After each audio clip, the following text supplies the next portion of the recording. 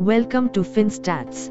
In this video we are going to describe about analysis of variance in R. Hi, before proceeding, if you are not yet subscribed, request you to subscribe the channel now. You will be able to identify reasons for employing an analysis of variance, or ANOVA, test in your data analysis after completing this video. You'll also learn how to analyze the findings of an ANOVA F-test. Let's imagine you want to look at a category variable and see how it relates to other variables.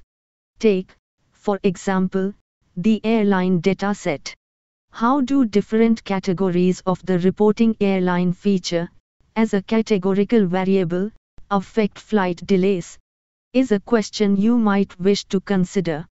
The ANOVA method can be used to evaluate categorical variables like reporting airline.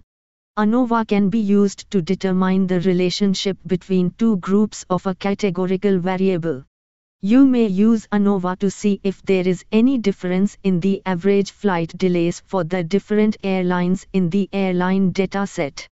As a result, the null hypothesis for ANOVA is that the mean, the reporting airline's average value, is the same for all groups.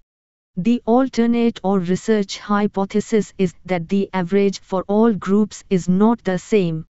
Here we are going to explain two group cases, a comparison between AA versus AS and AA versus PA1. In the first case, the null hypothesis is that the mean values of AA and AS are the same, while the alternative hypothesis is that they are not. The F-test score and the p-value are returned by the ANOVA test. The F-test determines the ratio of the variance between the mean of each sample group and the variation within each sample group. The p-value indicates whether or not the outcome is statistically significant. In general, you can consider a variance to be statistically significant if the p-value is less than 0.05. The association is substantial if the F-test score is high and no association if the F-test score is low. The first case. Because the F-test score of 0.13 is less than 1 and the p-value is greater than 0.05, the prices between AA and AS are not substantially different. The second case. The F-test score of 17.95 is quite high and the p-value is 0.0000245, which is less than 0.05.